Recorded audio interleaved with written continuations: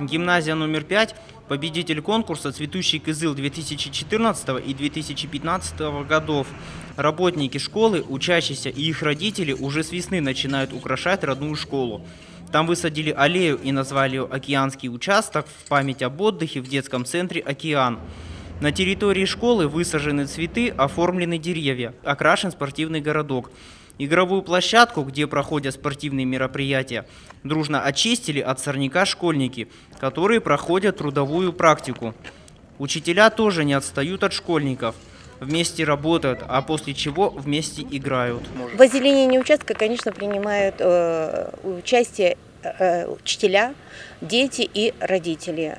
Большое спасибо родителям, которые неравнодушны к тому, чтобы участок наш был зеленый и красивый, потому что вот этот вот наш участок является в микрорайоне Южном самый зеленый островок. И поэтому у нас собирается очень много детей, и мы все стараемся сделать, чтобы наш участок был красивый, зеленый и красочный. Городской конкурс «Цветущий кызыл» проходит в следующих номинациях: на лучшее благоустройство территорий, балконов, подворий, дворов многоквартирных домов, улиц, школ, детских садов.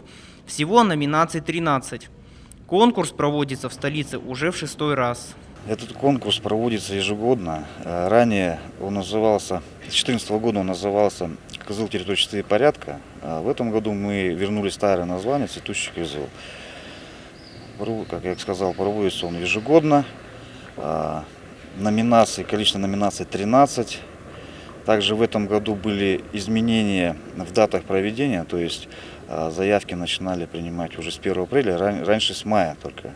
Но это по просьбам самих же горожан, они сами просили пораньше подводить итоги. Коллектив школы и сами ученики гимназии номер 5 трепетно следят за порядком на территории школы, чего и всем желают. Ведь если каждый так будет украшать свою территорию, то кызыл по-настоящему станет цветущим, чистым и уютным.